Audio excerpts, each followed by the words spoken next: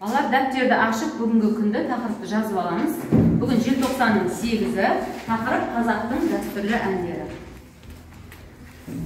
Бүгінгі тақырып бойынша біз екі мақсатпен жұмыс жасайтын боламыз. Біріншісі, әртүрлі дерек көздерінен, яғни ғаламтор, оқулық, газет, журнал, энциклопедияны пайдалана отырып, дерек ақпарат береміз және оның сілтемесін көрсетеміз. Екінші мақсатымыз тұрақты тіркес мақал-мәтелдер бойынша сөйлемдерді, мәтіндерді құраған кезде осы тұрақты тіркес пен мақал-мәтелдерді пайдаланатын боламыз. Жалпы мақсат түсінікті болса, олай болса, алдымен үй тапсырмасын тексеріп алады. Үйге қандай тапсырма берілді? Бесінші тапсырма және де қазақ музыкасы тақырыбындағы 6-шы тапсырма. Жақсы. Балалар, енді осы үй тапсырмасын сұхбат алу әдісі арқылы пысықтайтын боламыз. Диана қазір өзі қалаған оқушылардан сұхбат алып шығады. Үй тапсырмасындағы 3 сұрақтың негізінде. Абылайхан, сенің ойыңша қазақтың қай әншілері әнді жақсы айтады? Мысалы, Мейрамбек Бесбаевтың әндері қатты ұнайды. Оның әндері жақсы әрі классикалық. Рахмет. Музыка ағымдағы қай түрлері, музыканың қай түрін ұнатасыз? Музыканың өте көп түрлері бар, соның бірі хип-хоп.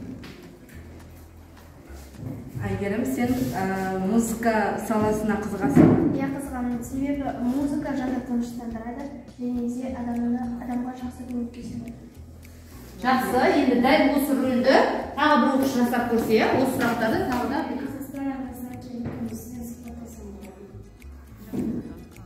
Сізге музыканың қай жағынан ұнайды? маған классикалық жағынан. Дауысын шығарып сөйлейміз, иә? Мен дауысын шығарамыз. Жақсы.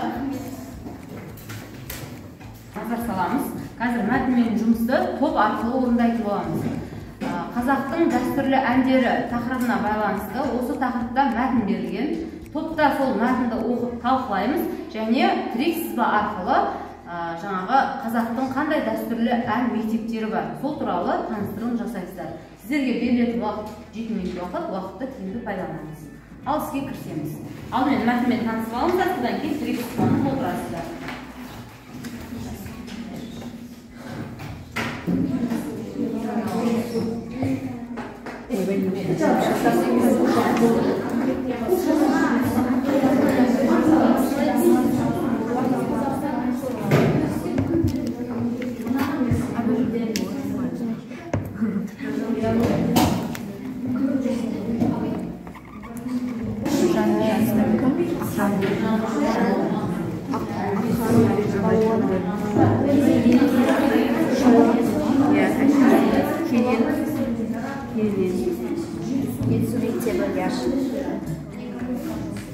Батыс Қазақстан әншілері.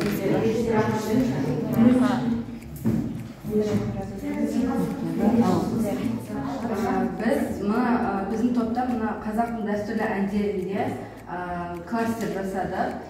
Және осы қазақтың дәстүрлі әндеріне арналған 3 мектеп бар. Біреуі Батыс Қазақстан және Арқа мектебі, Жетісу мектебі.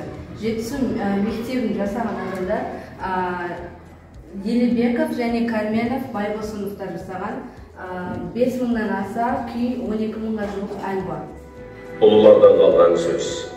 Ал қазақтың дәстүрлі әні, оның ішінде Батыс Қазақстанның дәстүрлі әні мен жыр термелері тыңдаушыны ескі дәуірлерге жетелейді.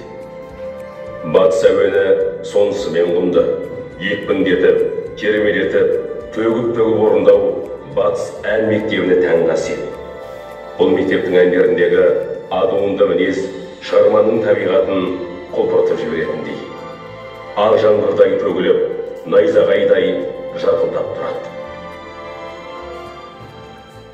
Балалар, енді бірінші тапсырма бойынша жауаптарыңызды тыңдап көрейікші. Бұл жерде жаңағы қазақтың дәстүрлі әндеріне байланысты дерек келтіреміз және сол дерекке сілтеме көрсетеміз. Кім айтады? Кім өзінің жұмысын оқиды?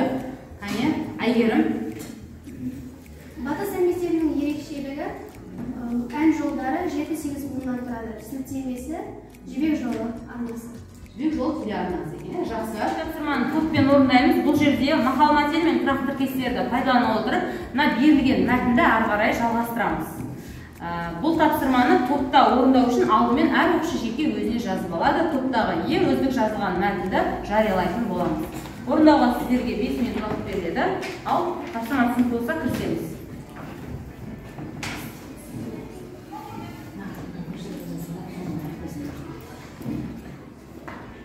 Ал балалар, енді осы жазған мәтінімізді оқып көрейікші.